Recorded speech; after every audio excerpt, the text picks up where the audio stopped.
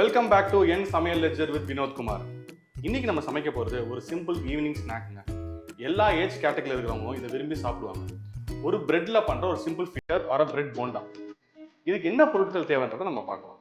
Bread 6 number, உருளைக்கிழங்கு வேக வச்சது 2, வெங்காயம் ஃபைனாக சாப் பண்ணது, ஃபைனாக சாப் பண்ண பச்சை மிளகா, ஃபைனாக சாப் பண்ண இஞ்சி, ஃபைனாக சாப் பண்ண கார்லிக், ஃபைனாக சாப் பண்ண கொத்தமல்லி கருவேப்பிலை, சோம்புத்தூள், மல்லித்தூள், ஜீரகத்தூள், மஞ்சத்தூள், மிளகாத்தூள், உப்பு, ஃப்ரை பண்ணுறதுக்கு ஆயில்.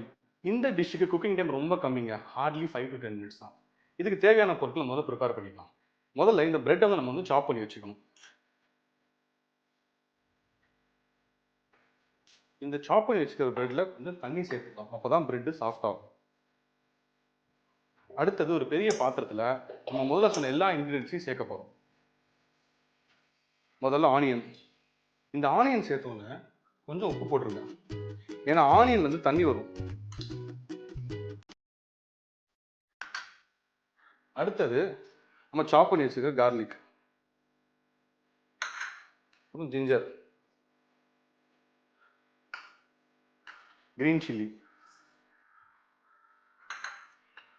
சாப் பண்ண கருவேப்பிலை,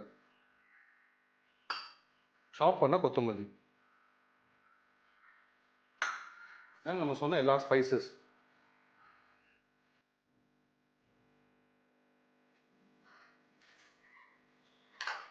அப்புறம் இந்த பொட்டேட்டோ.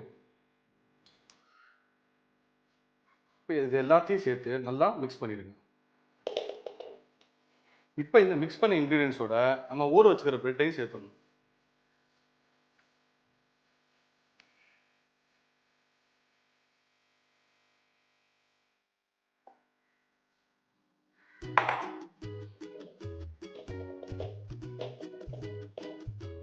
இப்போ மாவு பிசைஞ்சாச்சு. இப்போ இதோட வேணும்னா நீங்கள் பட்டர் சேர்த்துக்கலாம், நான் இங்கே பட்டர் சேர்த்துக்கல. இப்போ இந்த பிசைஞ்ச மாவை நம்ம ஃபிட்டர்ஸாக நம்ம வந்து ஷேப் பண்ணி வச்சுக்கலாம்.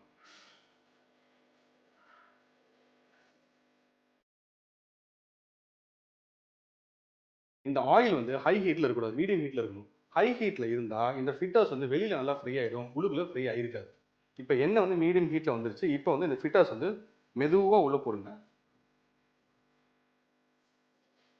இதுவும் நல்லா ஷாலோ ஃப்ரை பண்ணிக்கோங்க, கொஞ்சம் பொறுமையாக ஃப்ரை பண்ணணும், இல்லைன்னா அந்த ஃபிட்டர்ஸ் வந்து உடஞ்சிரும். இது மாதிரி நல்லா கோல்டன் ப்ரௌன் வர வரைக்கும் ஃப்ரை பண்ணணும். இது ஷாலோ ஃப்ரை பண்ணுங்க, அடிக்கடி திருப்பி போடாதீங்க, ஃபிட்டர்ஸ் உடஞ்சிடும்.